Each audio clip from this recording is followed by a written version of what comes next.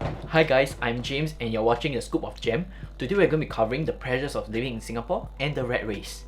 Now Singapore is just like any other Asian society. It's very competitive, and just like some of the memes you have seen out there, you're expected to be somebody who's successful either in the law field, engineering field, or any other fields that is very studious. The art scene over here is becoming bigger, but it's not as prominent as doing a job that's in the academic fields. Number one, the trap of comparison.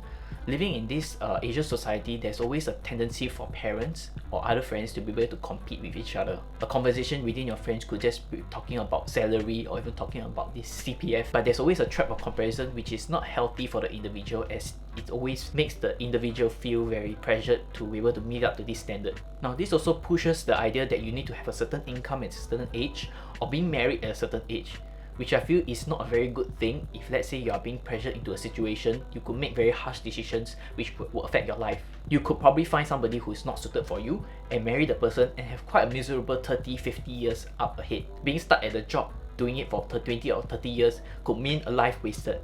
Now these pressures and rat race could also take a power from you. What is this power? This power is self-confidence. Now having forced to work in a job which you do not want take your self-confidence and self-esteem away, isn't it? You're being forced just to be able to make ends meet. But if you are able to work around these circumstances, I believe it's good. Of course, this advice only works for all those who do not have burdens attached to them, like maybe paying for a house, having children. All those you're working beyond for yourself, you're working for all these important things which you will need to sustain. I'm talking about all those who are in crossroads of your life, choosing the path that you're about to take. So just take note as we move along. Now, this power which I'm talking about not just boils down to self-esteem. It could cover the ability to create, your time, and your freedom, and ultimately your peace. I will not picture myself able to go to a 9-to-5 job doing the things which I do not like and being unhappy with the things that I could have done. Now, being peaceful with myself matters more to me than all these other financial assurance which a job provides. So if you are creative like me, you are likely to be able to relate with this. Sometimes the expectation of society can be so bad. It's such as chasing a train on a bicycle. You will never be able to chase a train on a bicycle, as the bicycle has not enough horsepower to keep up with the train. Now the expectation of families, parents, or the society could be this way, that you have to be 30 years old, you have to be married, you have one child, you have to be earning about $5,000 income. Now that's a bit crazy. Do you really need 5,000 to be able to live? No.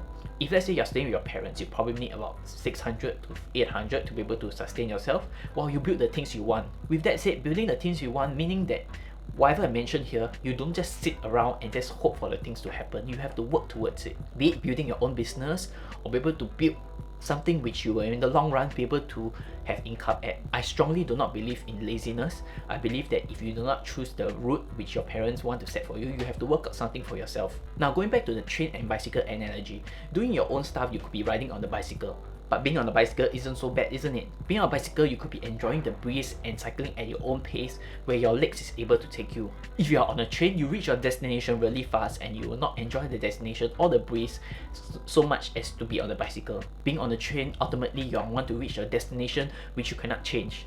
Being on a bicycle, you could change your destination as you go, stop where you like. Being on a bicycle also gets you to where you are. It takes longer though, but you enjoy all the other things such as freedom to be able to stop where you want and do the things you want. Whereas being on a train, you are with a group of passengers and going to a particular destination which you cannot change. So that's one definition I would say in your life you have to decide. Being on the train or being on the bicycle. Living at your life at your own pace is important. You will not know what happened to you the next day. All this that you are living for, something which you want to look back when you are older. If that's not, then start to work on the things which you really like and the things which you are made for. I believe everybody is made for a very specific reason in this world. Could be enjoying something which you like or doing something which is meant for you. You'll be able to find it as you go along if you try. If not, you'll just be in the rat race, being in a 9-to-5 job, doing the things which you just keep on doing. Of course, I'm not saying that 9-to-5 job might not be something which is meant for you or something which is your calling for your life. Try to look ahead 50 years and try to see what you're doing really accomplishes what you really like, or if you are just following a pattern. One word is very prominent with all those on their dying beds, which is called regret. They regretted living their life this way, where they could have chosen a different path to achieve happiness. So with that said, explore other alternatives to a happier and more fulfilled life. It means that you could probably try to explore a freelance career, something in the sports field, something in the media field, or something which you always wanted to start but did not get a chance to due to other stuff. Of course, there are important burdens such as a family, house, and children, but if you're not tied down by them, do give all these other alternatives a try. I hope this video has been helpful to be able to help you to open up your mind to different possibilities to make your life a more fulfilled one. I hope you enjoyed this scoop of positivity here today, and I hope to see you in other videos.